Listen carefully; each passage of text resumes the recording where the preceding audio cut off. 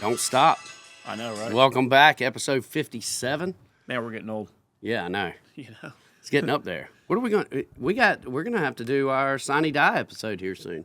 yeah. I've already talked with university. The premier university. Yep, the in South flagship university of higher education in the state. Hey, thanks for Comber Distributing for sponsoring this one again. As always, we got Highland Brewing seasonal Cerveza. Yes. So, man, you know, we need to have maybe next year when it comes around to like Sweet 16, have some of our favorite 16 beers.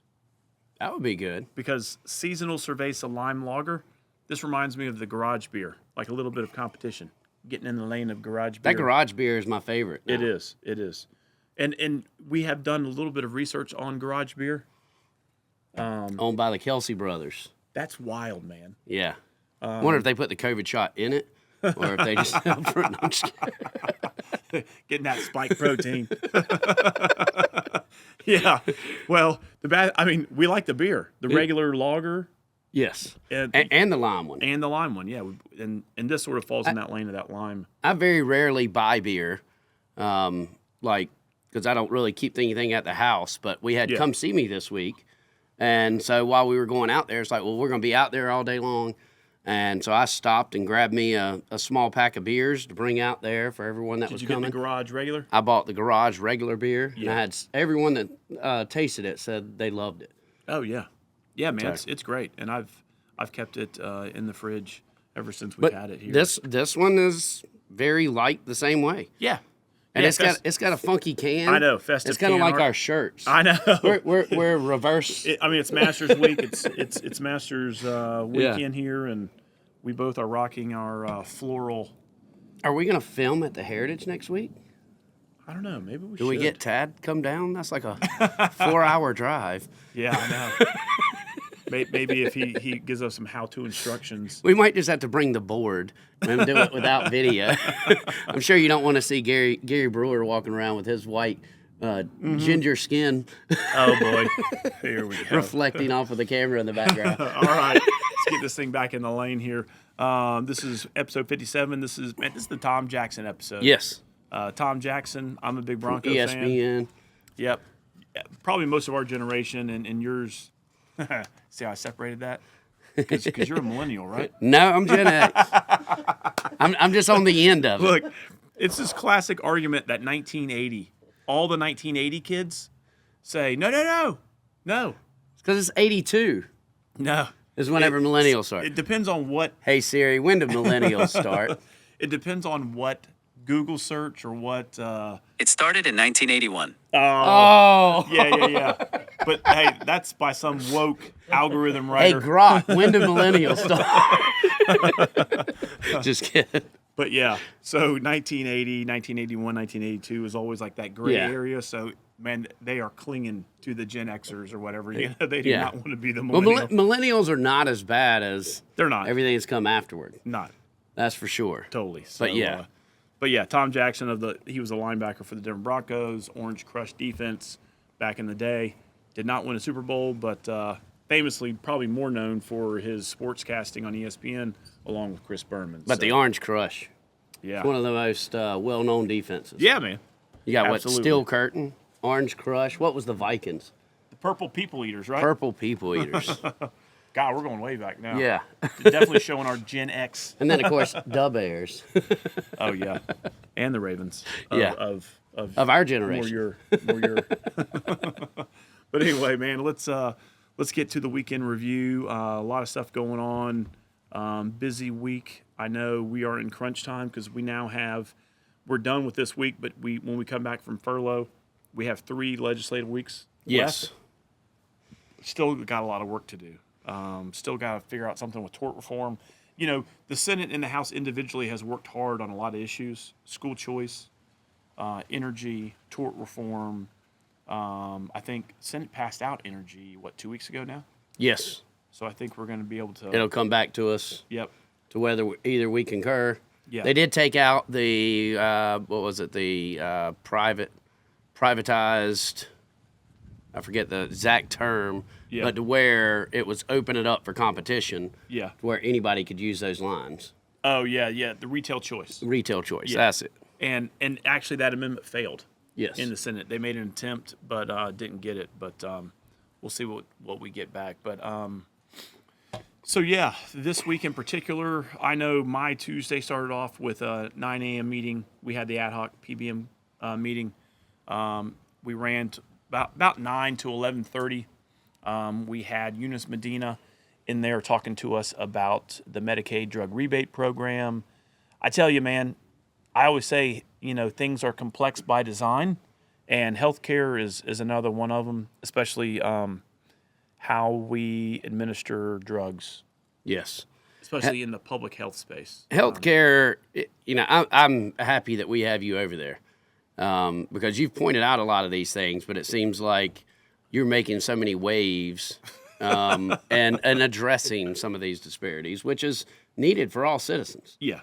Well, I mean, I told the speaker before taking the medical sub-chair, I said, hey, I'll probably rattle some cages. And he goes, get after it, man. And he said, Don't talk about it, be about it. Yeah. And I said, okay.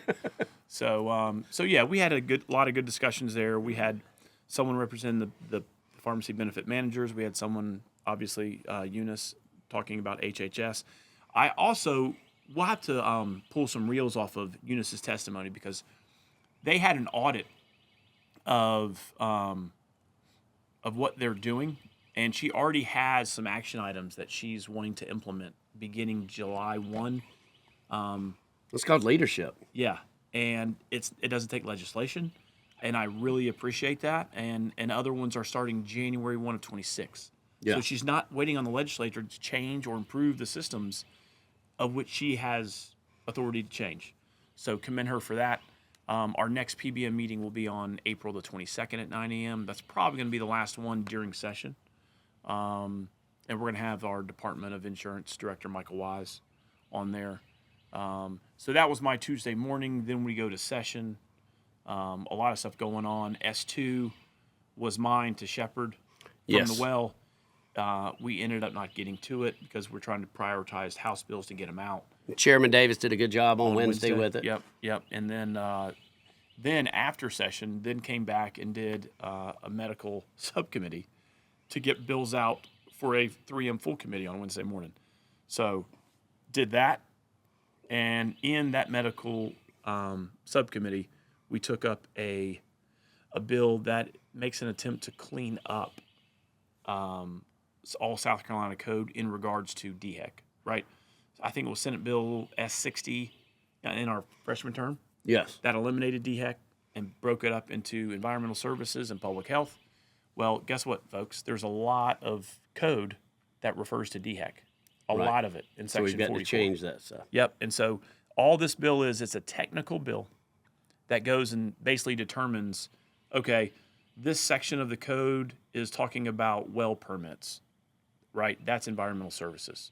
This section is talking about, say, vaccines, which I know is a hot button issue. Which would be right medical. now. That's going to be public health. That's all this thing does is strike DHEC and put the applicable Department of Public Health or Department of Environmental Services. Now, we passed that out Tuesday afternoon. It came up in full 3M committee Wednesday morning. As we told the two listeners last week, I had some business out of town, so I was not present Wednesday or Thursday, so I did miss the full committee meeting. And it seemed to be there was a lot of concern about not the technical issues that this bill addressed, but the substance of the code of which the corrections were being made regarding, say, vaccines. Or in a state of emergency, the Department of Public Health may quarantine you or I, right? And that's been around since the 20s? It has. And I talked to Thomas Beach during subcommittee about it, where he withdrew an amendment talking about his amendment was to change things that this law or this bill doesn't address, right? Again, this bill is a technical bill, just making those grammatical changes. He wanted to go in and change, in the case of emergency, say the Department of Public Health may, no, they can't even may. You have due process, you have all that kind of stuff. Yeah. And I said, hey, that's a good point. I would say let's withdraw your amendment. You and I just work on a bill that amends the code or strikes certain code in those scenarios, because that's the substance then, Bill. Because my last medical subcommittee will be the afternoon of April 22nd.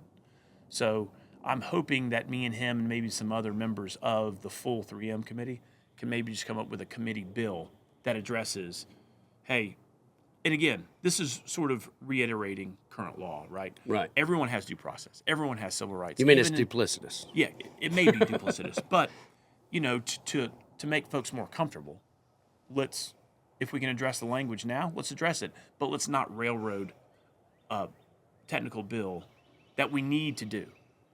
Because if the code isn't correct and then there's lawsuits that involve the Department of Public Health or the Department of Environmental Services in regards to a well permit or someone building a seawall on their private property, but because of the ocean tides, the baseline has changed, it would refer to DHEC. And then what's the court supposed to do? Start interpreting? Because there's no longer Because there's DHEC. no... Well, not the same. You know what I mean? Yeah. So again, time is of the essence on this one. And I don't want to hold up one technical bill for the sake of some concerns and again, legitimate concerns. I have the same concerns. So again, post-COVID, man, we learned a lot, and we need to make sure we're protecting people's civil liberties as well as balancing public health. So I know we're on furlough next week, but I'm going to be reaching out to some members of 3M because when it got to the full committee Wednesday morning, I was watching on video. There was a lot of questions. So you were at the Masters watching this? I was actually in my truck. Okay. Yeah, and I'm literally. I'm just messing with you. And I pulled over on an exit ramp and texted several members of the 3M committee, trying to, enlighten them. But we ended up adjourning debate in full committee. So when we come back from furlough, we'll have some work to do on the committee to try to clear the calendar before we get out of here May 8th. So, yeah. Anyway, that was my Tuesday. What'd you get into? What kind of trouble? Because I know you did. You had an AI symposium. We did the AI symposium at USC on Tuesday. I think it was myself, Chairman Bradley, David Martin attended, a couple other reps attended. But that was very cool. It broke into 3 different sections, and we were talking about what the good for AI, the bad for AI, right? How to be prepared. And you had industry experts. So the majority of the day, I missed all the votes on Tuesday because of the AI symposium because it went until 3 p.m. Yeah, that's right. And then we had LCI dinner Tuesday night with Nucor still. Committee dinner? Yes, committee dinner, which is very cool because I didn't realize Nucor had such a large presence in Rock Hill. I always knew of them in Charlotte, but their founding plant was actually in Florence. Yeah. But yep, that's what my brother went and worked for right out of college. Yeah. Early on. So big company doing a lot of big things. Yeah, and they're down especially in Berkeley County. Yeah, and in Rock Hill, their headquarters is here. Yeah. In the Longstein building. So yeah, that's right. that was nice. And then Wednesday, of course, got overwhelmed with subcommittee meetings. Had regulations and LCI at the same time. Yes. So I run into LCI, but regulations always kind of takes a back seat because it's a secondary right. committee. And I start getting texts, can you come down here? We need quorum. So, I'm rushing to get back down there, so I have to leave as soon as we start. That's happened to me twice. Yeah. And the elevators don't move fast on Wednesday because everyone's coming in. No. You just start losing calories and going up and down stairs. Yep. I mean... Well, I rush down. I get in. As soon as I get in, they end up having another rep show up, so now they're good. So then I rush back up to LCI. They're about done in the LCI committee. We had the personal delivery devices, kind of like the coolers that are the robotic delivery food. We had coastal permitting, firefighters workers comp, which is one of the big ones. And then the social work compact, which those went onto the floor. Social work compact got 24'd, so we won't take it up until whenever we come back. I'm interested on that coastal permitting.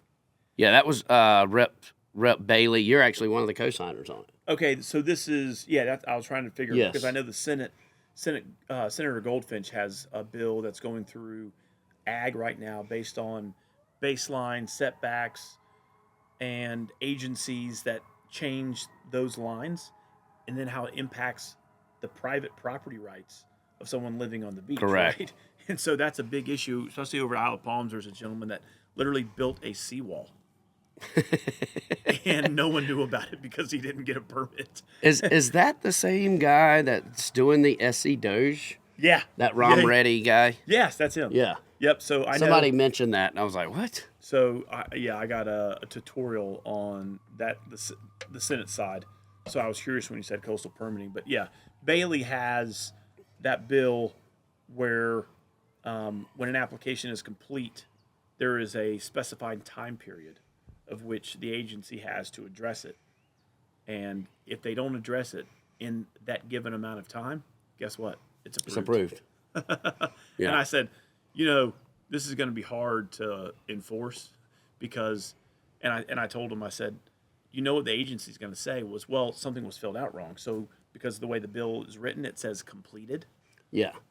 And I said, but it's a good first step, right? So, Now, yeah, and we actually, on the language, that was one of the questions. I think it's 90 days. okay. And, currently it's 30 days by the completed state. Okay. Or stage. So it was submitting the bill. If there's changes, then you've got 90 days from whenever you first submit it. And that was another one, like, who determines it's completed? Yes. You who fills it out or the agency? Which, if you've ever done anything with the city of Rock Hill, you know exactly what that's like. Which, I mean, the city was very helpful to me. Hey, that's really easy for you to say representing Lake Wiley. Yeah, whatever. York County was the same problem. I would hear it constantly whenever I was on council. I know, just possibly. But dealing with any municipality, because everything is about the spreadsheet look instead of the overall concept or My Highland exactly Brewing, what you're doing. Seasonal Cerveza is supported.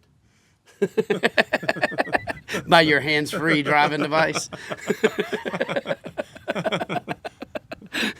So we did get that passed. I voted against it. I just felt like that the was hands-free? the hands-free. I can see both sides of that, but at the essence of, say, hands-free is distracted driving. Yes. You can be distracted by a kid yelling or two kids yelling, fighting in the back seat. You can be distracted by your radio. You can be distracted by a lot of things. I might have been with you on that one because it's at essence it's distracted driving. Yes. And a phone is just another distraction. Why don't we just make it where these things don't work? You know what I mean?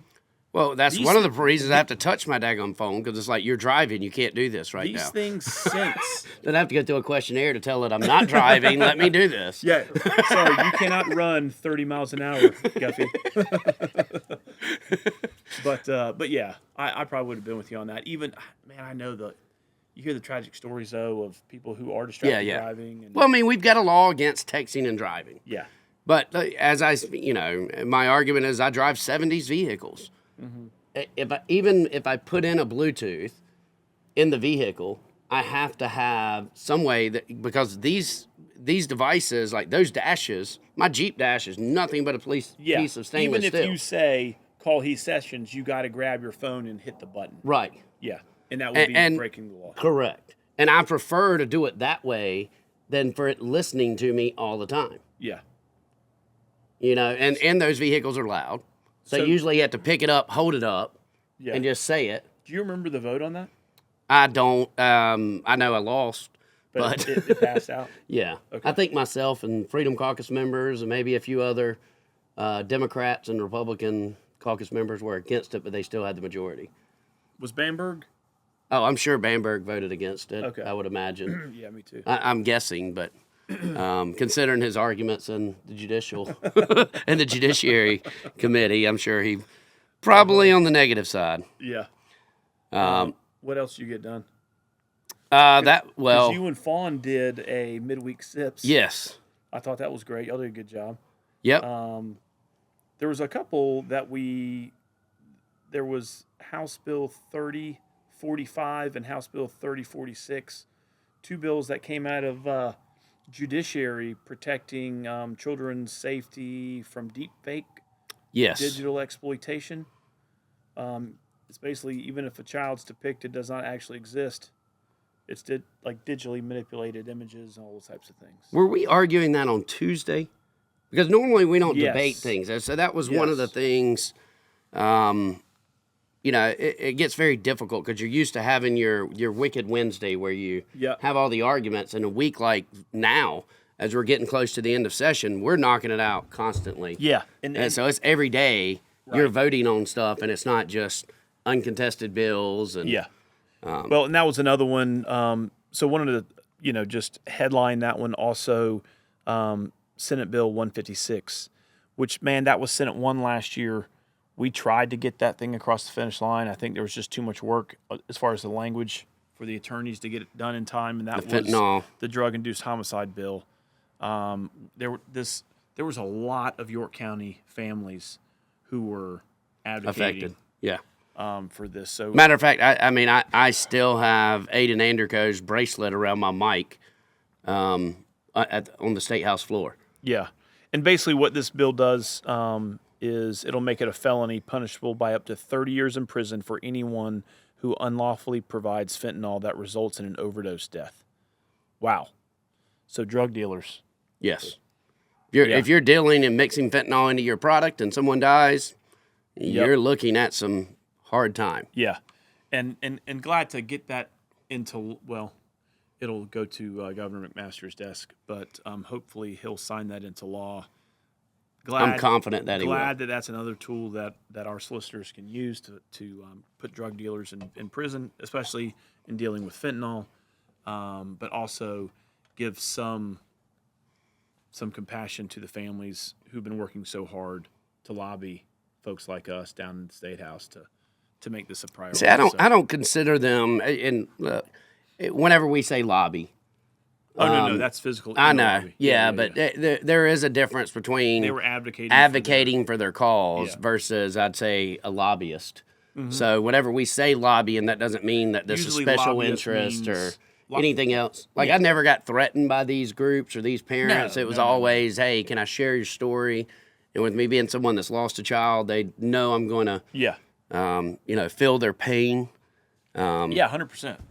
But- yeah, if we say lobbyist, usually we're probably meaning they're being paid. Yes.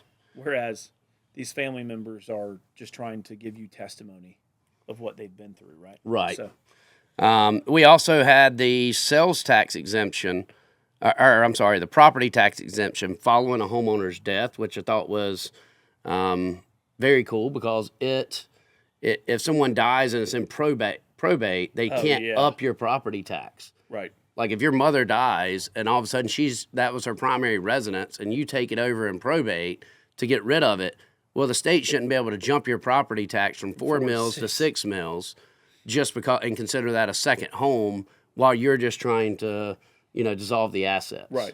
Just trying to liquidate. Yeah. Yeah. Liquidate's a better word than dissolve. My brain's not working really great today. Another one was House Bill 3569 gives victims to right to end their lease early without penalty if the abuser is a co-tenant. And We discussed that one last year too.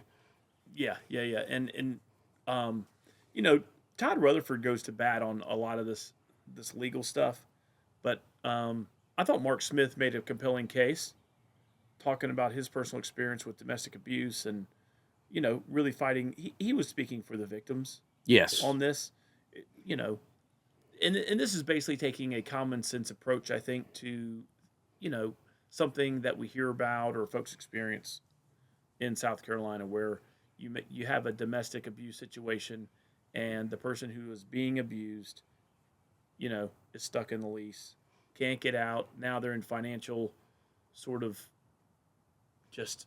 And you hear about that all the time, or they're stuck in it. And I'll use the example, a family member of mine, and this wasn't physical abuse, but, the person that they were living with was ended up getting involved in some things that they shouldn't have and began to have a lot of financial abuse. And they were trying to get out of this relationship, and they couldn't because both the names were on the lease. Yeah. Yeah, and it's correct. like you've got to have some remedy to be able to get the person that is causing the abuse. Now, this bill doesn't really address that situation, but if it was physical abuse, then you could certainly see, and it has to be filed with the police department. And another big one was S2. Yes, That was the creation of that was the, as myself and Thomas Beach dubbed it today, this week, sitting on the floor, the mini Health Czar bill. And you have to do the pinky whenever you say S2. Here we go, man. yes. This is Health Czar bill light or whatever. Like, we joke around, folks. We're joking around. But again, last year's effort was trying to take 7 healthcare agencies and bring them all under one. But again, because of some of the code that was brought in, had some just language that allowed for in an emergency situation, allowed for a Secretary of Health to direct law enforcement, like your sheriff. That was troublesome, right? Yeah. And so that just seemed to bog down that bill from last year. So, again, learning from that experience, the bill and the idea got retooled.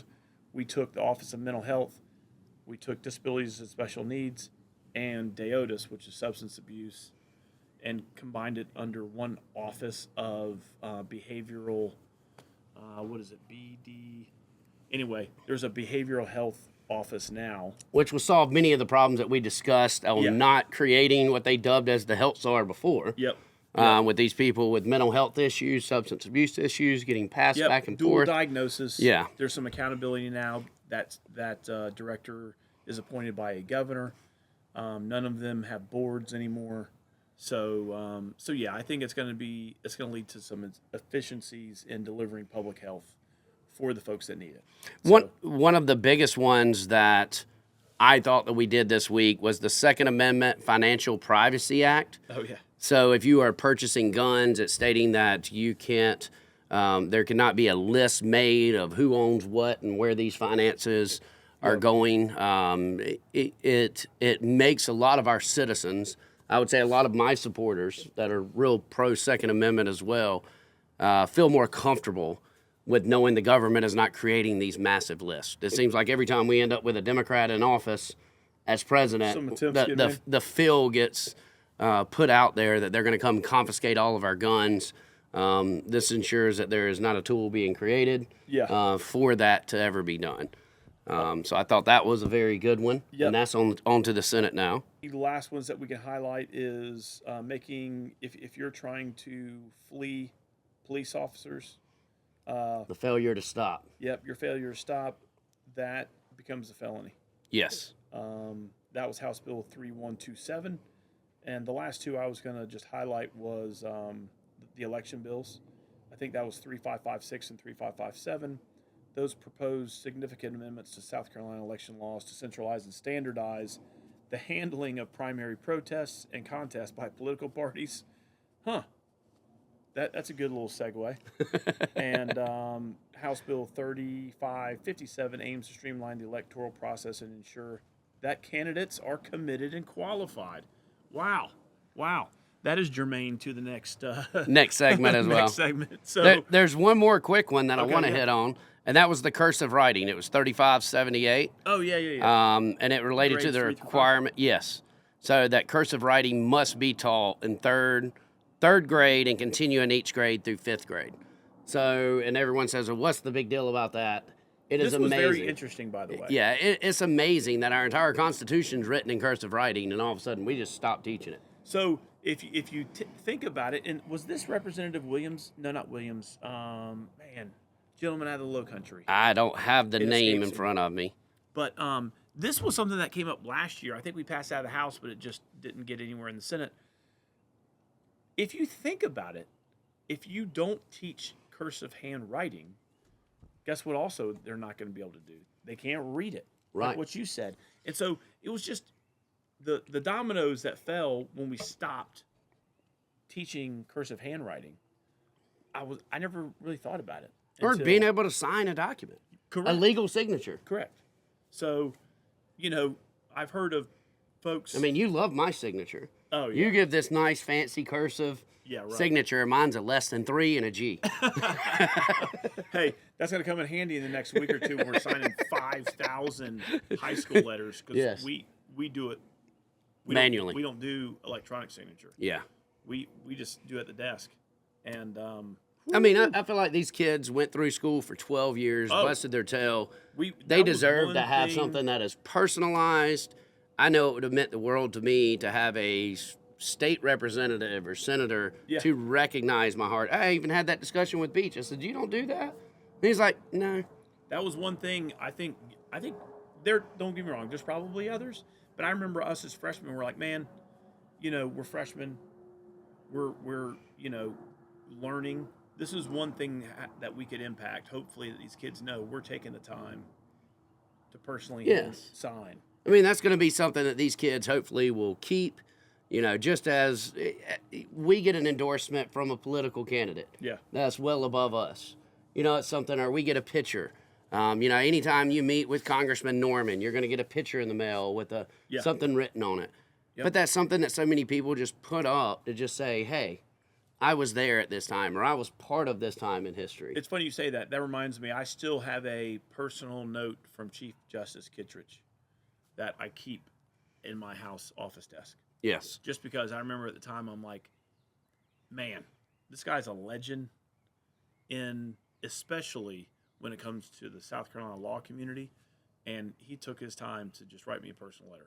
Yes. You know what I mean? And he is awesome about that. Yes. I wish that I had that ability to do that. You see some people, we were talking about, or I was talking about it with Sarah, our legislative aide, and she was saying there's one rep in the House that goes through the paper every single day, and that's what Beach said. Like, he doesn't do the graduation letters, but he'll go through the paper, and he sees that a new business opened, or he sees that someone accomplished something, and he writes them a personal letter. Oh, yeah. With us being a border county, right, our news is mostly coming from Charlotte, not it's Rock Hill. So it makes it very difficult to follow all of that information.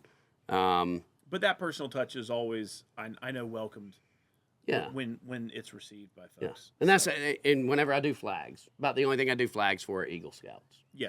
I think that's such a huge accomplishment. Yeah. 100%. And that's something I'm willing to spend my money on because we don't really have too much of a budget to just hand out flags. Yeah. So you end up paying for all those things out of your pocket. Every time that we recognize you on the State House floor and you're holding a framed picture, that's coming out of our pocket to do so. $8,500, whatever it is. Yeah. And that's a funny little story. So freshman term, speaking of learning the processes, it wasn't until the end of freshman term, my wife actually asked me, she was like, you've spent over $500 on flags? And I was like, honey, Cub Scouts, Boy Scouts, that's part of the job. And she was like, you would figure you could use your political account to do so. And I'm like, no, I don't think so. Yeah, you can. Well, I didn't know that. Yeah. So the whole first term, I'm spending $48 a flag, not knowing. Even make it worse. We have so much that we can go to these nonpartisan events, like Southern Legislative Conference, and me and Heath are rotating. He's like, I'll get the room this time, you get the room the next time, and we're spending thousands of dollars. And then it's like, well, why didn't y'all submit for reimbursement? It's like, well, crap, because of the way we did it, we really can't now. Yeah. Because that was just out of our pocket. Of it all.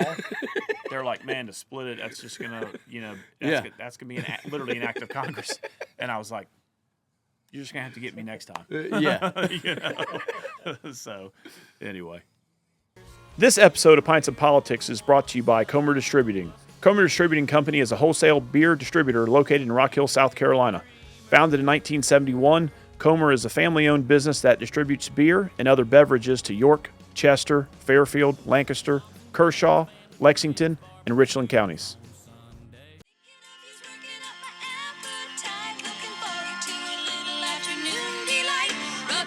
Speaking of afternoon delights, we participated in I tell you what, just a little side note here. That always reminds me of Anchorman. Oh, Ron Burgundy. Oh, man. So we participated in the York County GOP reorg. Yeah, and that was Saturday. my first time, man. That was my second time. So I'd never been. Yeah. I've never gotten into sort of the operational side of running local politics, party politics, getting into all that kind of stuff. So it was. It's been interesting because Troubling news. troubling news. Well, we got involved because really we're just tired of the clown show, like the absurdity of some of the stuff that's going on. Like I think it's just ridiculous that you and I have never been asked to speak at a local Republican Party Right. Event ever. Never been asked like, hey, can y'all come give us this Rob month? Harris has spoke at York County Republican Party events more than we have. Yeah. And So- he's not in York County. So our freedom fighter colleagues have spoke or been featured guests. Yeah. It- I wouldn't say freedom fighter. Well, that's sort of Well, I mean, they the fight Freedom against Party. freedom sometimes. Yeah. But yeah, they have been featured guests, honored guests, Yeah. whatever you want to call it, and spoke in front of our local Republican Party establishment more than you and I have, Yes. right? And which is very odd. Because the establishment is in control and doesn't want to allow anyone that disagrees with the narrative that they're trying to push. And again, and I know you get a little more involved in it than I do, especially on social media with. Well, I'm blocked from their page, so Oh, are you? as an elected official, Well, it's probably as 'cause an of all executive committeeman, It's probably because all the mean things you say. well, it's still. And again, it's all about transparency. Imagine that dissenting opinions. So yeah, I mean, you and I could sit here and disagree over the sky is blue, and still sit and talk just like this respectfully. This group seems to not have that capability, so that is one for me, a strike. Number two, they don't really care about transparency whatsoever. They have a groupthink mentality, and again, maybe this, and again, extending grace here, okay? Maybe this new group that gets elected, maybe they can change their ways. Maybe this was a Larry Barnett bully style, and now that we've elected new execs, hey, let's give them the opportunity. Now, you're probably going to say, I doubt it. But I'm going to say no, it's not going to happen. Okay. But but we shall see until Exactly. proven We'll see. wrong. The way that they handled it. So it come down to the point where you have to choose 49 state delegates. okay, so you should back up and tell the two listeners when you go. The purpose of a county convention is Yes. to what? Is to elect state delegates to go down and represent you on the state level for the party as a whole between all of the counties. So the state Republican Party will have a state convention here later on in which they'll vote May for or June? chairman. Yeah, and that's in that state convention. All of the individual county conventions assemble, and they Yes. vote for who will lead the state party for the next 2 years? Are they on a 2 year? I believe I don't know if it's 2 or 4. Okay, I think so- it's 2. So our current chair is Drew McKissick, Yes. and would you Jeff Davis ran against him last time. unsuccessfully? Yes.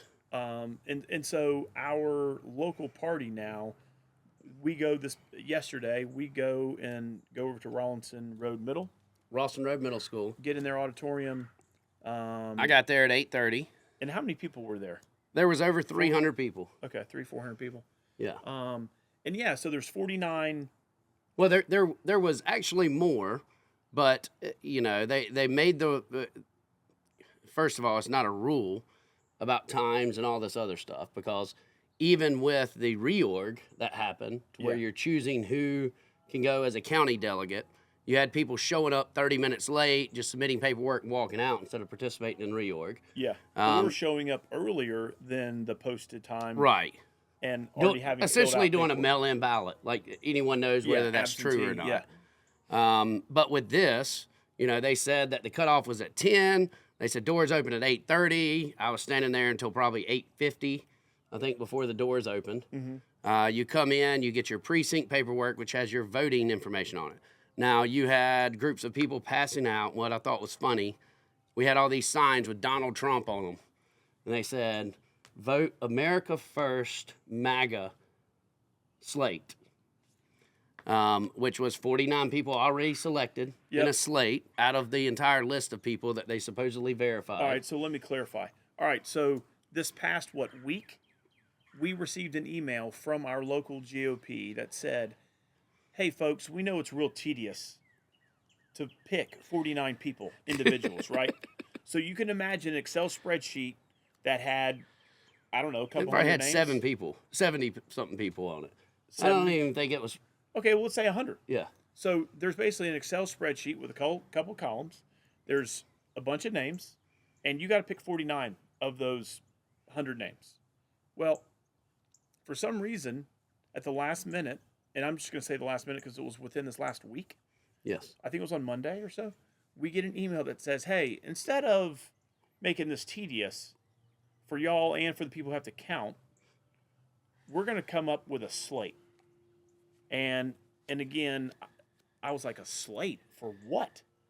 And then the next thing it said was, there is a MAGA America First slate, and it's got 49 people.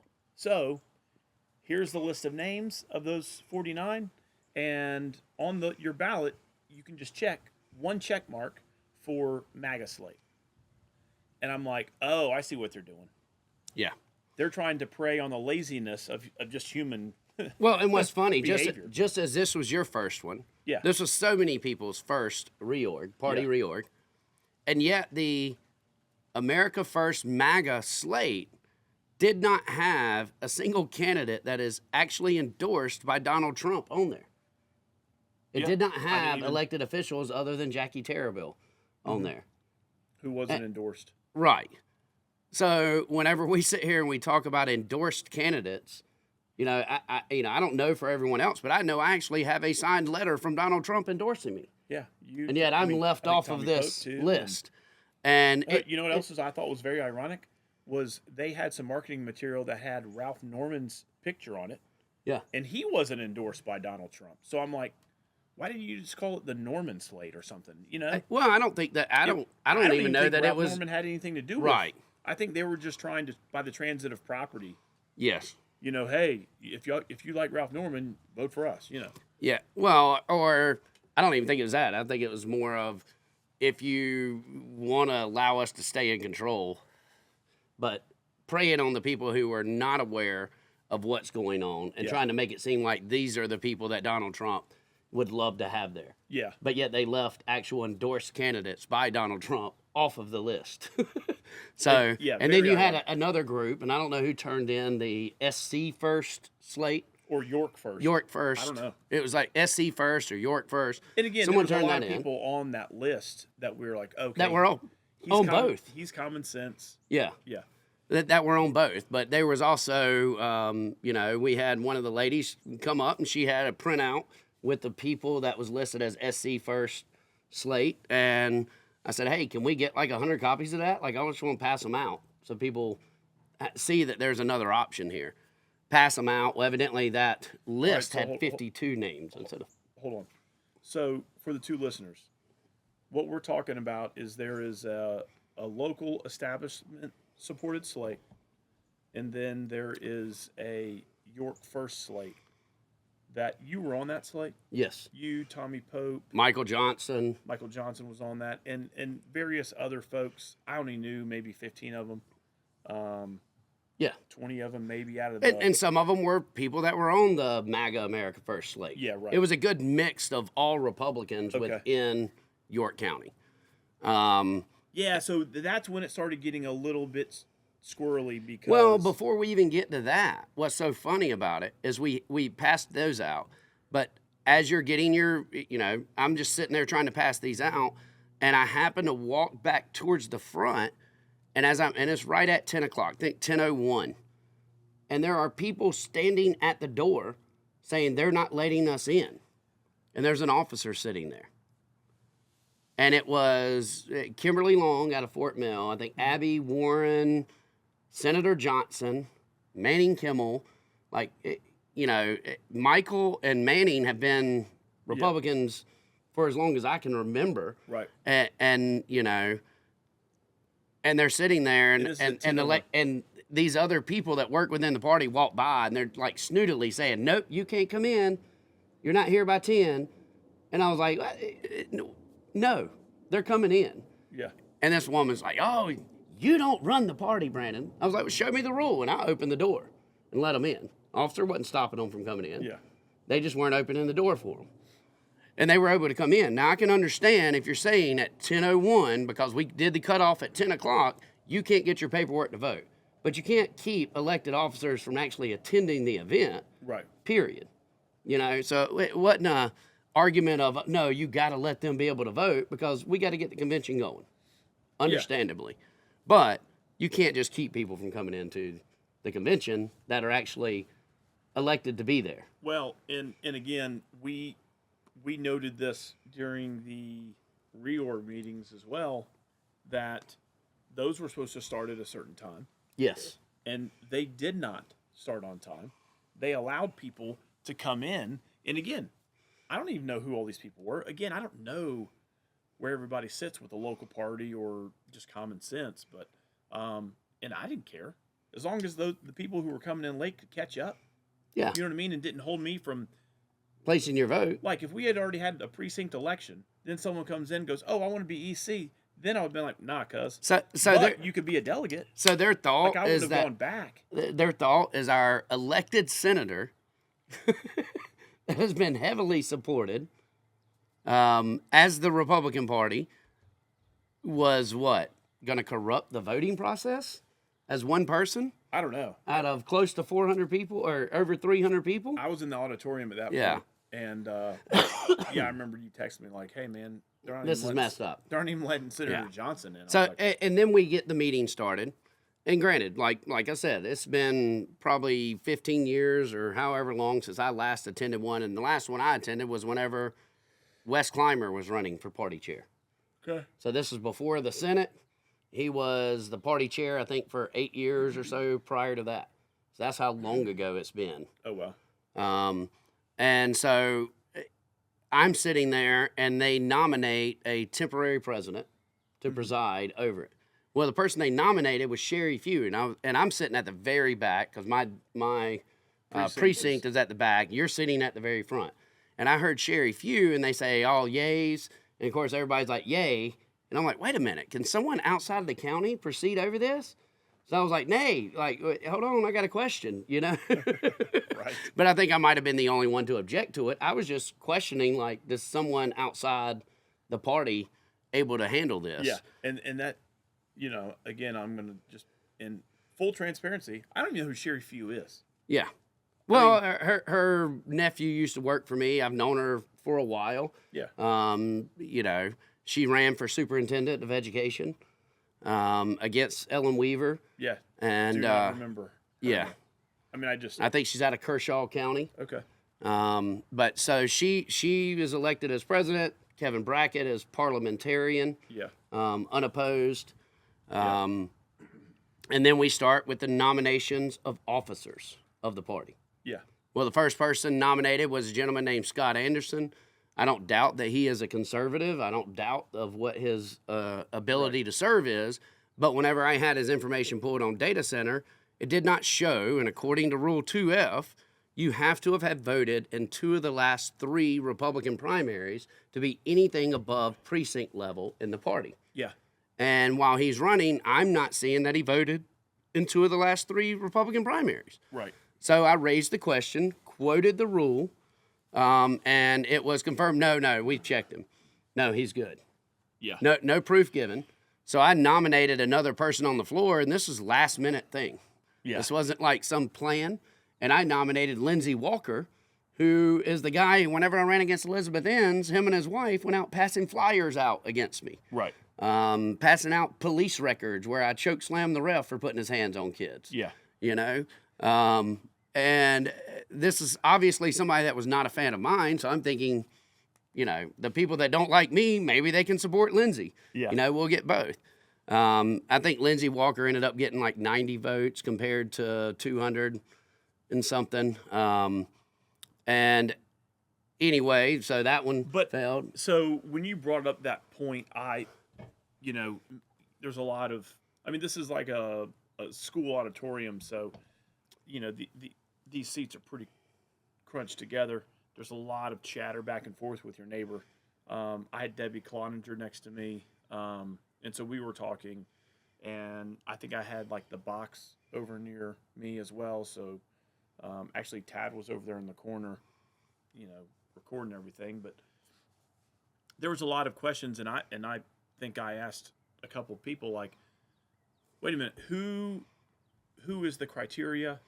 And so for the two listeners, I learned there is a committee that credentials all these names. They vet them. They're supposed to vet them.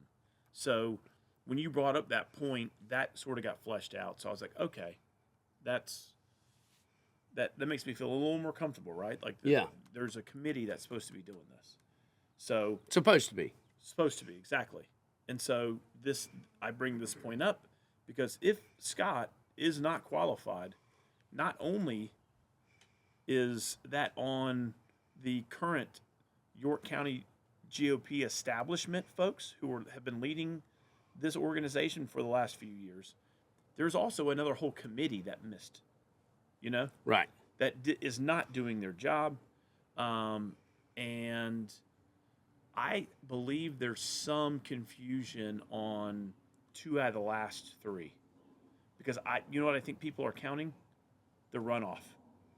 Well, no, even in Scott's, it didn't even show 2, period.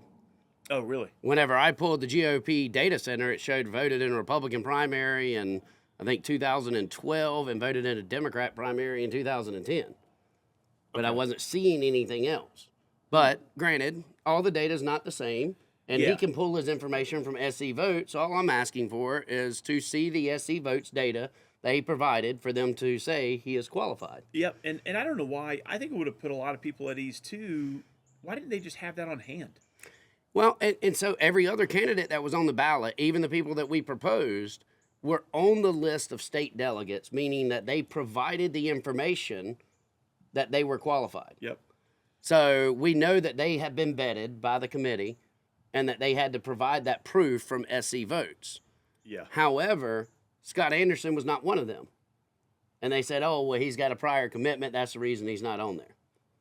And, I spoke to Scott prior. I'm not going to speak ill about the guy. I don't think he's intentionally doing anything wrong. But bottom line is we have rules. And, speaking from the person who is currently now our vice chair, I mean, I've got it in text where she was saying in 2020 she was very active in the Democratic Party, and that the problem with the Republicans is that we're too interested in being fair and not willing to break rules to make things happen, which is just ridiculous to me. Like that, to me, that is part of the Republican process. No, everyone needs to be fair. To me, that is called integrity. Well, that's what that is. Yeah. Integrity is doing the right thing when no one's watching. Right. And if you are willing to break rules to advance your personal agendas, then you lack integrity. Period. Full stop. Well, and I didn't challenge her. Well, you had Robin Peterson nominated her husband, Bruce Peterson, to run as vice chair against Caitlin Boyle. Okay. And, Caitlin's been very active in the Republican Party, Moms for Liberty, over the past few years in York County. Yes. So I wasn't questioning whether she is a Republican or anything of that nature. You're just stating that she was an active Democrat in 2020. Right. But they stopped in the middle and said, wait a minute, the person for vice chair didn't have a second. So they were trying to pull Bruce Peterson off the ballot because someone didn't second, because the current chairwoman, who was temporary, was leading it and moved on without getting a second. So I was like, well, I'll second it. Yeah. So it looks like I'd nominated 2 people to go up there against these other people. My big question was on actually Scott Anderson. On because the criteria, from what I have seen and what the rules say, he is not qualified to be chair of the party. Just basic stuff. Like if you want to apply for a college, you have to have a high school graduation certificate. Right. I mean, just basic stuff. If you want to be this, you have to have voted, in the last 2 of 3. Right. And they do that to keep people from switching parties and taking over. Yeah, right. And like I said, there's so many, Did they? Did it though? Supposedly. 'Cause you I just mean, said at least somebody 4 was a years. Democrat. Yeah, but that was 2020. Like, at the same time, Donald Trump was a Democrat until 2016. You know? So I'm not questioning that you should not be able to change parties. What I don't like is whenever you have lifelong Republicans and then you're wanting to call them rhinos and you're the one who just switched the party. I hope again. Hopefully, my takeaways from yesterday were, I think the establishment GOP in York County. That's Larry Barnett and all of the sycophants. It's all the Fort Mill people. They have no interest in advancing Republican conservative values. They have their priority is advancing their own personal agendas in an effort to control the local party apparatus, control dark money that comes into said apparatus, and then direct the funding of whatever candidates they want to put in office. Which is why so many people left the party over the past 2 years while Larry Barnett was chair. Correct. They decided to start endorsing candidates, so people don't want to pay dues to have their money go to endorse against another candidate that they don't want. And again, Larry Barnett gave a whole speech about how these rhinos and establishment and all this other stuff. Yeah. You know, but there's never any proof given. Or they quote the the John Birch Society, the Freedom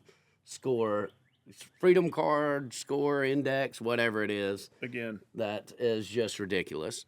But it's not the proper way to handle things. Yeah. And we can agree to disagree. And I wasn't trying to be ugly towards anyone. I was just calling out rules as we were going or making questions. Yeah. And it was obvious with the way that people were shouting me down. Like I had one woman, just shut up and sit down. I promise you, you don't, or no, she's like, you as my representative and you don't represent me. Yeah. Okay, whatever. I'm still calling out rules. So you just want people to shut up and follow along. You know what we call that? A sheep. Yeah, no, I heard that too. So that another takeaway was that just a total lack of kindness, respect, decorum, just general ways of treating one another. Yeah. Of treating your neighbor. And again, that's just disheartening. That's no indictment on, and again, Larry and I can disagree, or the local party leadership and I can disagree, but I will still sit here and I won't call them names. I won't be rude. I'll just say, Larry, I think you're wrong. I think you're full of it. I think this is an effort for you to control a party. I don't think this has anything to do that's tied to a conservative policy issue or a value. And I can say that, and I can still say it in a kind, respectful way. He may not take it as such, but I got that a lot from sort of the back and forth. Another thing, this meeting was managed terribly. Terribly. In the sense of, I didn't think there was no order. There was no clear procedure or Robert's rules. Which that's what the parliamentarian's supposed to do. Is to ensure. We called roll call on the vote to remove the slates. Yeah. And just make people pick individually. Yep. And yet that was just ignored. I know 3 people that spoke up, yelled roll call, me being one of them. I'm in the back. Another person was up front. Another person was in the middle. I know they all called it. And yet that was because we had John Gossett, who from Clover made the motion to just remove the slate. Yeah. And just choose 49 people. It's not that hard. Yeah. So that was another takeaway. And also I would highly suggest, and again, the local party don't give a crap what we say or suggest, but I would suggest they need to have volunteers there. If there's going to be an auditorium with 3 sections and 2 rows, they should have 2 remote mics. So when people go to make a point of order or a point of information or whatever it is, they have a microphone, because there was a lot coming from that far left as far as section, as far as questions and everything. And I'm on the far right and we couldn't hear it. Well, and I'm not going to complain too much about that, because I think anytime you're getting volunteers, as long as I don't feel like it is nefarious. Like, I don't think it was nefarious for them not to have microphones. Oh, no. So I think it just made it hard to communicate. Right. And I think that's something that you live and learn from, but that's not necessarily on, it's hard to. Yes, it is. Well, I don't see it that way. I see it more as long as it's not nefarious. It's a York County GOP convention. Like, I think using Donald Trump's face on a MAGA America First slate and leaving Donald Trump candidates off of it, that's intentional, and that's nefarious. Hey, what'd you think about how everybody was seated? Did you notice that, say, I'm in Rock Hill 4, so I'm in the front right of the room, or if you're on the stage, front left, you're like in the back middle. Tommy Pope is far right back. You know what I mean? Like all of these precincts that should just go right in order. Like Rock Hill 4, I think they were, because I was Rosewood. No, I was Rosewood. You know what they were? E comes. Oh, yeah, that is right. Because they couldn't have been alphabetical. No, all Fort Mill and everything was front and center. So when they could shout stuff, go back and look at the map. They put all of their supporters front center. Oh, so I need to get that. So they could all be in a any of you that attended and you have a map, I want to see it. Of a unified block. Yeah. So they could also communicate back and forth amongst their partisans, where we were all split up. Which that would be one of the organizational things that I would say is nefarious. Again, this is something that is, I mean, again, if you're after the outcome, you don't care how you get it. They were successful, right? They were also I thought they were well organized. I mean, let's give credit where credit's due. They had nice, shiny, glossy campaign flyers for their slates and everything else, while the York First folks had like pieces of paper. Yeah. Well, and that was one of the questions that was raised. Jamie Hendrickson, who's one of the ladies that I ran against for the State House position, she brought it up and asked the question. It's like everyone wants to shout her down just because she's asking. Was funds used by the party to print these out and to print these signs out? Yeah. And they were told, no, that they are not. So how do we tell? How do we look at the finances to ensure that they're not? And that those cards were not used to purchase those things. Yeah. And again, I think someone jokingly in my section, when that point got brought up, they said everybody knows Dennis Getter paid for that stuff. Maybe. And again, I've met Dennis a few times now just because of the reorg and all. Again, I don't have anything against the guy. He seems pretty pleasant. Again, my engagement with him is, I had zero trust in him. Yeah. Again, I don't know the guy. Yeah. And again, I won't put things. I'll give you an example of what happened with him the first time I met him. I won my York County Council seat, and Britt Blackwell's who I ran against. Dennis was a big supporter of Britt, and it was up to replace positions that we appoint, and he only had like 30 days left, and Britt was trying to fill all these positions, which would fill them. They're filled for 4 years. So he was trying to take away me being able to fill those positions. I thought it was ridiculous. And I was told by council members, I'm sorry, Brandon, that's just the way it works. I said, that's fine. So every time you put a candidate up, I'm going to vote against them. Just know. I don't care if I like them or not. I'm going to vote against them. Y'all can't support what the people spoke and elected me, and you want to allow my opponent who was voted out to stack the deck? That's wrong. Yeah. Well, I finally get someone appointed to the library board, to the museum board. And as I appoint this person, I go into the finance and operations meeting, which is where they vet them, and there's only 3 people. A motion was made to suspend my nomination, and I was told by, at that time, it was Councilwoman Allison Love, oh, you need to speak to someone first, and then decide if you want to move forward with this nomination. And I'm like, what in the hell? Who do I need to speak to? Yeah. And I'm given this number to call, and I call, and it is Dennis Getter. And I was like, you're in Fort Mill. First of all, I don't care what you say. I don't represent you. But what position did he hold? No. All he holds is financing people. He is the special interest. He is the money behind whatever's going to benefit him. That is very. I was like, you better not ever do anything like this again. Like, you have no power over me. I don't know who you think you are. Yeah. And I said a lot more colorful words, which I'm trying not to get the E beside of our podcast this week. I really appreciate that. Hey, it was me last week. I apologize. We even had a reel on it, and I was like, we should probably bleep that out. I thought it made it hit home.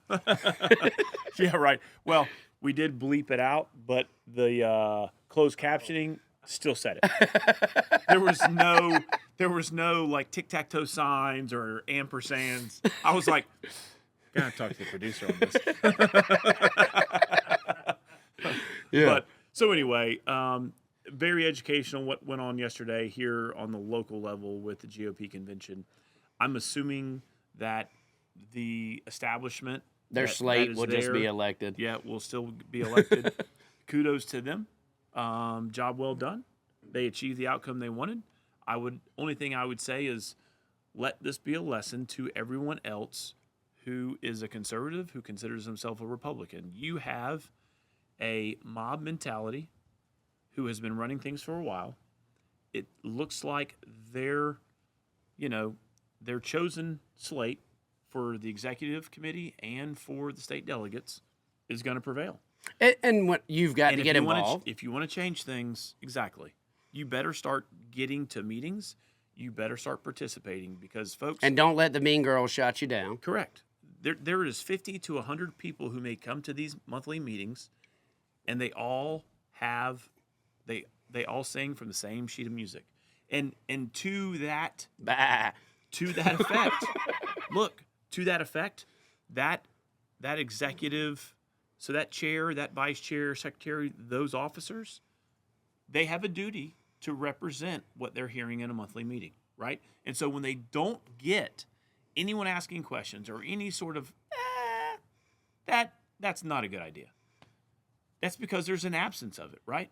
But whenever you see people leaving their group and coming and reaching out to us, saying, "Oh, I can't believe it took me a year and a half to see this," that shows that, and we've been getting a lot of that. Yeah, we get a lot of like this buyer's remorse on Larry Barnett. Yeah, and not just him. No, I know of the entire group, and just of that group think. If they're all Jeff Davis is the sheep herder with my SCGOP, and that's the agenda that they're following. Y'all go. I know. Besides. When just Google the name and Google my SCGOP. Yeah, but when you put Jeff Davis in, make sure you're not getting the president of the Confederacy, okay? Because that was, he's known as Jefferson Davis, but, everybody called him back in the 1800s, Jeff Davis. We're talking about Jeff Davis of the 20th, 21st century. Out of Greenville. And again, you've talked to him before, in Georgia. Right? I talked to him because I posted when last reorg. No, last reorg. That's what it was. So it's every 2 years. Okay. Because he was running, and our York County GOP was one of the only counties that have overwhelmingly supported Jeff Davis. And I said, this just shows, and sorry, we're going to get the E, this just shows how batshit crazy our county has gone. Yeah. We're the outlier of counties throughout the entire state, and this just shows how crazy we've gone. So I get a phone call. We were going to an event in Greenville. That was actually whenever I was opening up for DeSantis in Greenville. Yeah. And I get a phone call that said, Rep. Guffey, I've read your post. You first of all, you really don't know me. And, I felt that was unfair. And I said, you know what? I agree. I really don't know you. But what I do know is the people that follow you are batshit crazy. And I don't want any of my people in York County following that. Yeah, right. Well, and I didn't know the guy either. Nothing about the guy until you told me you talked to him.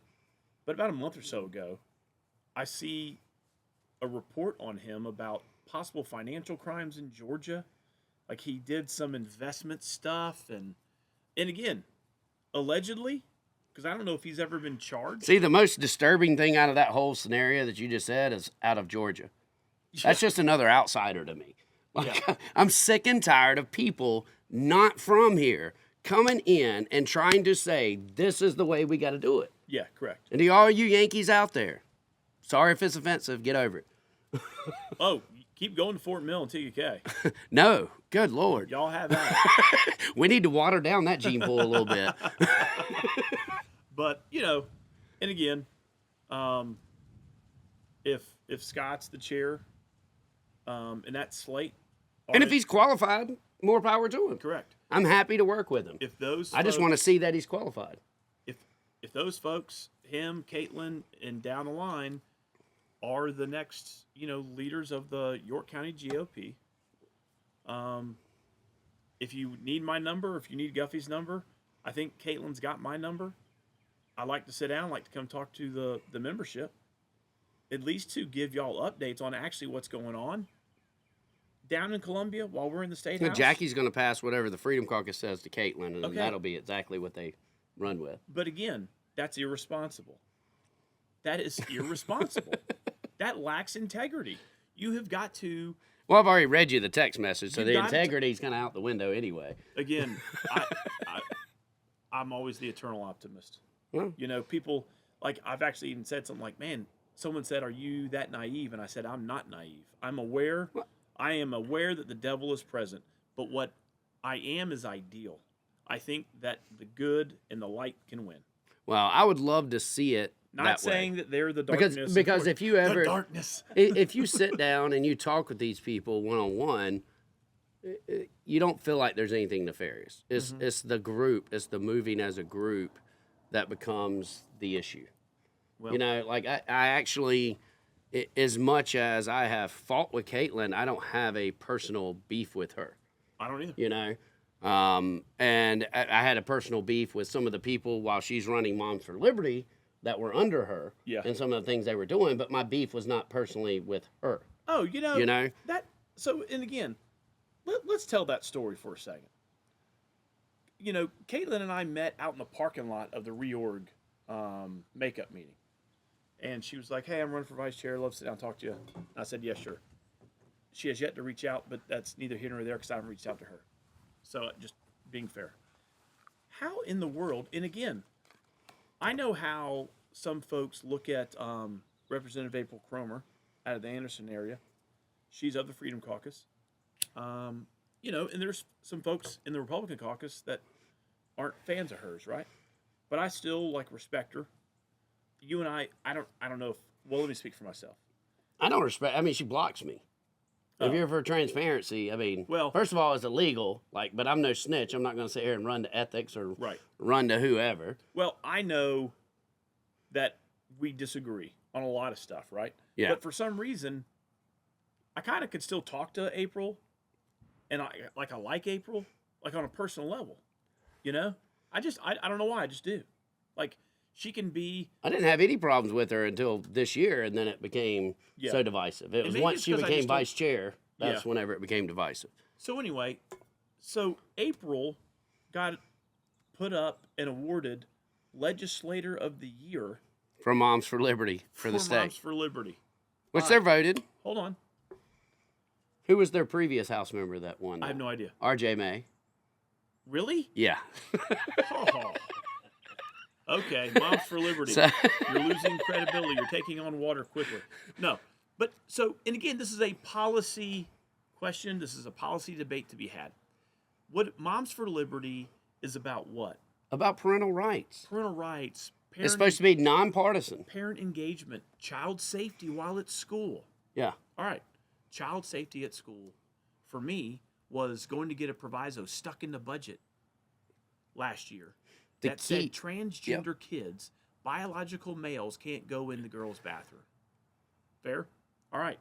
April voted against it. So the proviso that protects girls' spaces, being their bathrooms and locker rooms, was in the budget last year. You know who voted against it? April Cromer. So now, if I was a Freedom Party poll, and shared their sort of mindset, I would go to social media, Twitter, and I'd be telling you not the whole truth. But I'm not. And what I mean by that is I could go around and say April Cromer voted against keeping transgender males out of girls' bathrooms. I could print a postcard, I could make a text message, and I could plaster her district with it. And guess what? it would be accurate. It would be the truth. But Because you could show the vote. But I don't do it.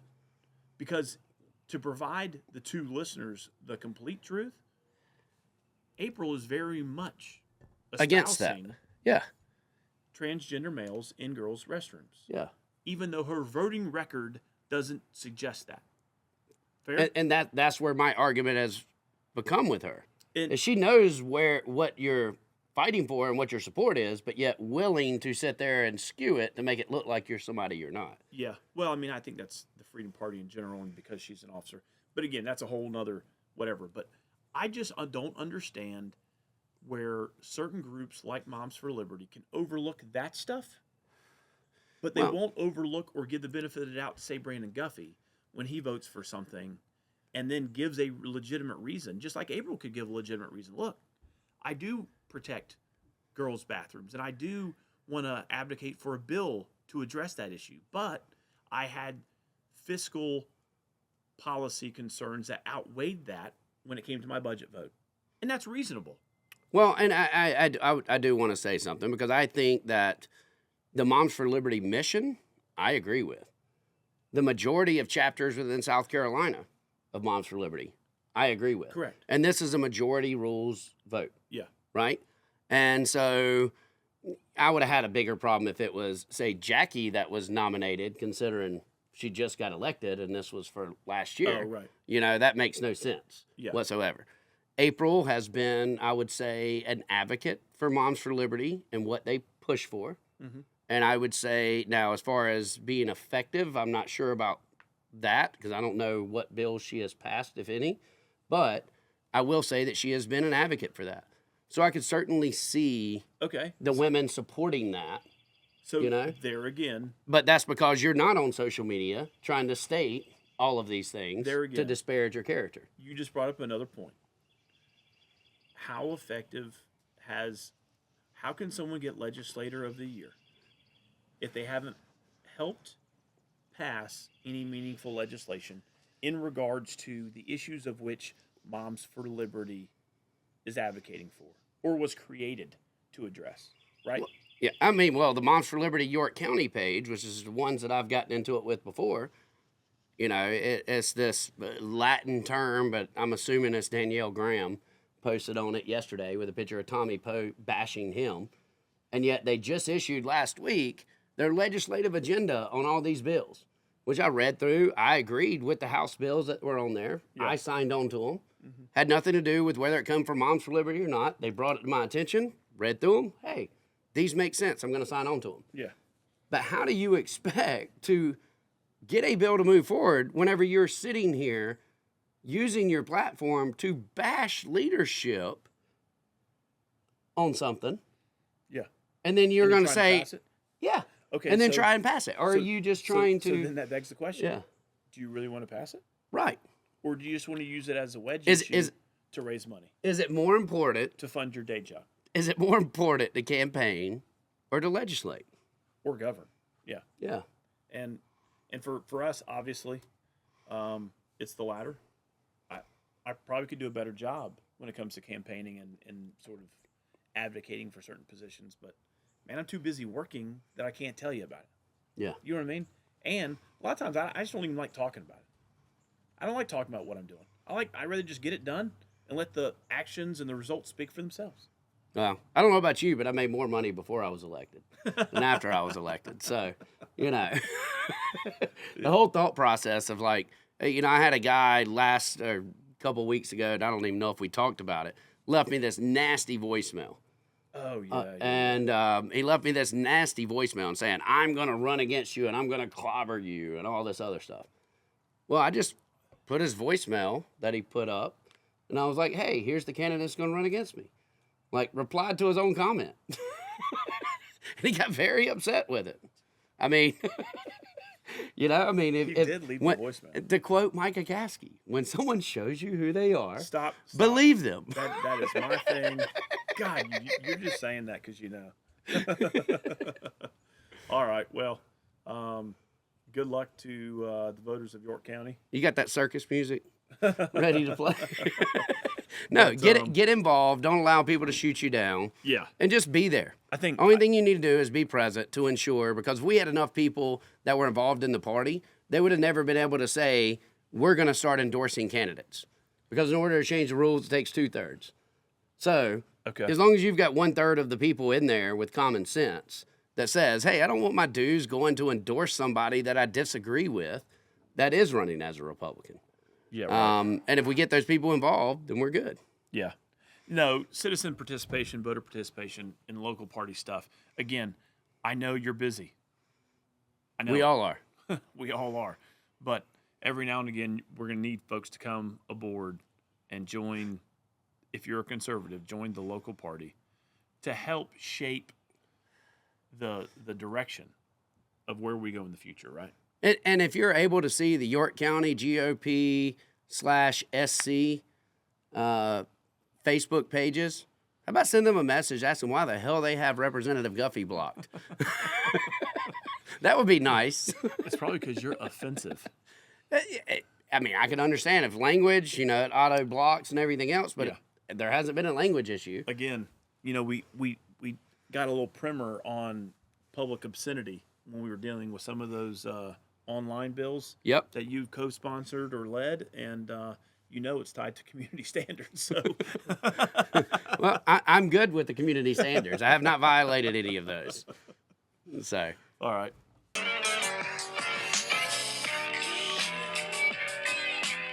Now that's a good one. I know, man. Every time I hear it. From way back. Today was a good day. Yep. They actually did a mathematical equation to find out what day that was.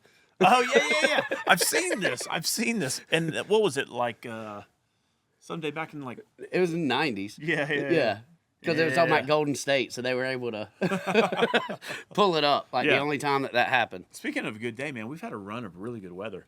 It's been a little chilly here Saturday and Sunday, but man, Wednesday, Thursday, Friday. Well, we had the Come See Me event, and Come See Me is always a big event, and the weather kind of messed it up a little bit this year. It was very cold. We had Lee Bryce's brother was playing last night. We had Matt Tucker Band playing. Yeah. Whenever I showed up, then Lee Bryce's brother was out there playing, and he sounded great. And, man, Rock Hill does fireworks. Yes. Like no town or city here in the state does, man. I mean, they go all out for Come See Me on July 4th.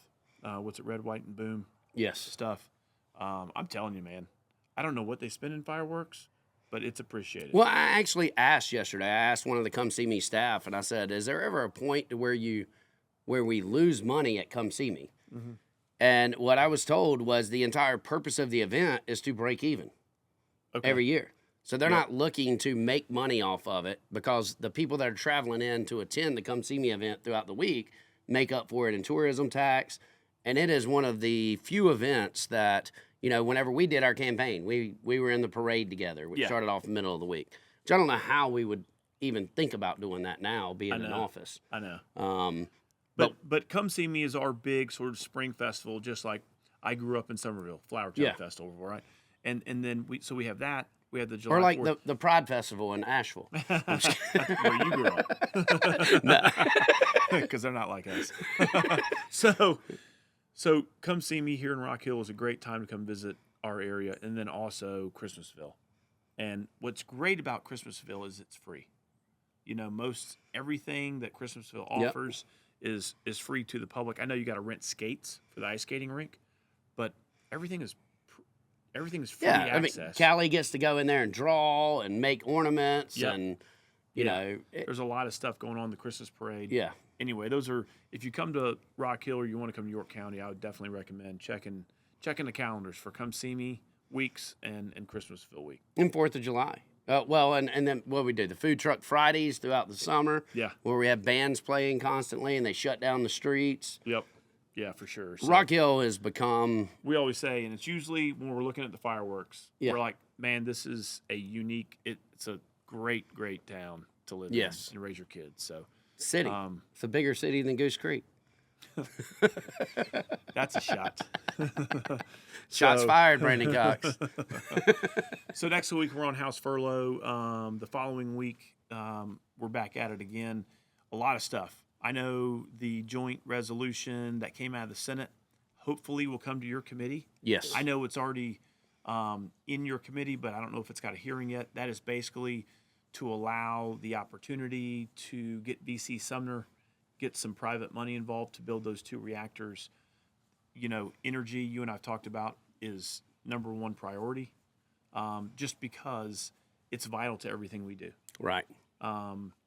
Just because we're one of the fastest growing states in the nation, folks, and we're already behind the 8 ball when it comes to energy. It was my purpose of moving over to LCI.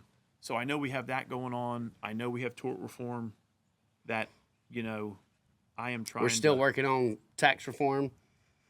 Yeah. Possibly. Yep. I mean, we did issue a joint statement last week with Chairman Peeler and Chairman Bannister. Yeah. That we are going to remove all appropriations from the budget this year. Mm-hmm. And, you know, people want to call it pork project or anything else. It's more community investments. Do I agree with everything that's an appropriation? No. But there were, I think it was $500 million just requested and just helping out our fire departments.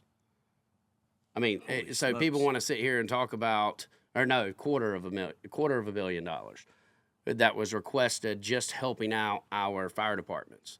So whenever people say that this is all pork projects, that is just wrong. I mean, my first appropriation was to increase infrastructure for the purchase of blue granite. Myself and Senator Clymer worked on that together to try and make sure that we were helping the county as a whole. And there's a lot of things that are considered earmarks, whether it's vests, you know, bulletproof vests for emergency responders, whether it's a sewer or water project that's in our district. And these are not typically city requests, by the way, because cities should be able to fund themselves. Yes. These are typically, and you think of fire districts, the way our fire chiefdoms do here, they're limited on the tax and the millage that they can collect, so they often don't have the funds that they need. And if they just had a little bit more funding or had, let me give you an example. Adding 1 fire truck can lower your homeowner's insurance because that gives them a better rating. So while we're investing into a fire truck, we're actually lowering your homeowner's rating or your homeowner's insurance because the fire truck can get to you faster. I mean, all of those little things that people don't really think about, and we're looking at the return on investment of everything that we're trying to do. And well, the responsible legislators are. And to that point, about trying to drive interest or insurance premiums down. Folks, if you've had healthcare insurance premiums go down in the last 2 years, please private message the show. Okay? Because I hear that a lot. I never hear anyone tell me their rates went down. You know what I mean? So anyway. They're always going up. Claims are getting denied. But to the point of sometimes earmarks has like a negative connotation. What I think Representative Guffey and I are trying to say is that may not always be true. And within our first budget, while everyone wanted to bash it, there was 0 requests for earmarks. You know, I seen Representative Tara Bill made a post about a fire truck requested by TGK, which there was an actual resolution passed 2 years ago stating that they were going to fund it. And TGK was? Yes. Why didn't But, well, I assume they did, and they're just trying to get money back, which referendums and stuff, or earmarks should not go to paying debt services to begin with. But anyway, those are municipal requests, not for the people that are not within city limits. City limits, you pay your taxes to go towards those things. On the state level, it's not, just as Representative Beach gave an amendment last year, and he wanted to fund he wanted to give pay raises to all law enforcement officers throughout the state while he was pulling money. And it's like, well, wait a minute. We don't fund local police officers. So why would we do that? Why would we take the state to say we can do a better job than the local government? Because government works best closest to the people. Again, and we talked about this before, and let's get back to the tax reform. Look, the shifting the tax bill that I think we had a press conference on. Again, I wasn't at the press conference, but I think the House, the Senate, and the executive branch all worked on this tax reform. It is not an easy lift. We understand that going to a fair flat tax is going to force some people who were getting federal deductions that basically made their state liabilities zero. So they effectively weren't paying any taxes on their personal income. A little upset. Well, so I've been digging on it a little bit, working with communications, trying to make sure that we understand it. Because I think that, we have had the discussion that it is very tough to say we're going to raise anyone's taxes, income tax, if we've got appropriations in a budget. Because we're saying that your money deserves to go and fund this, right? And that is just not a winning message. And that is not the goal. The goal is to ensure that everyone's paying the same tax. So as I was having this discussion and learning a little bit more, and I was talking with Ways and Means, we have 44% that currently pay $0 in income tax. Now, out of that 44%, 14% don't even live within the state. They just have assets within the state. Yes, correct. So we really not resident taxpayers. They're not resident taxpayers. Yes. So if we said resident taxpayers, that number is really only 30%. Yep. And that 30% is not just poor, is not just middle class, and is not just high income. It's spread out all across the board because we're on that federal system, so everyone can take tax And that's breaks. what we were talking about. So there's a better messaging there. Yeah. But we got to make sure, because at the end of the day, whenever we go to vote for a bill, the information that we rely on is that economic impact statement. Yeah. So unless we can improve it to make sure that the economic impact statement has a positive impact for the residents of South Carolina, it's a difficult lift. It is. It's a difficult lift politically, right? Because, and again, this is a political job. Last time I checked, you got to get more votes than the other guy, or you're not in it. And so, but yes, I think it's more of a communication opportunity there for sure. But I think fundamentally, folks have got to get their heads around is the progressive style of tax, of how we tax your income. Bernie Sanders style. at 6.2 or flat 6.0, is that what you prefer? Or is it moving to a flat fair tax of 399 with a roadmap to go to 249 and then hopefully to 0? Now that's a challenge, I know, because I believe 45% of our budget comes from the income tax revenue that comes into the state. So if we're going to go to 0, we're going to have to consider how do we cut the spending, right? And other states have done that by adding sales tax. Yes. Tennessee added 5, which I think our number was 5 cents. We'd have to add to sales tax. Right. Well, that's death to York County businesses. Yeah. Businesses. So that makes it difficult because we're on a border state. Yeah. Why would someone pay 10% sales tax here whenever they can go across the border and pay 6? Yep, correct. So Or 7. And again, this is not an easy issue to explain. It's not on a bumper sticker. And so again, you're going to see it on They social make it media. very simple to sound like, oh, you just say. want to tax teachers and firefighters and law enforcement officers. And again, that's a little bit of mixed messaging on their part because come budget year, they're always turning down. Yeah, so I mean, I think that's the fundamental question of we've got to look at this bill that was introduced to bring on a tax reform here in the state that will again choke down on the revenue coming into the state, which will, I believe, force smaller government on the state. So, but let's get back to once we get off furlough, we come back. We got 3 weeks left. Yes. Energy, tort reform. What else we got?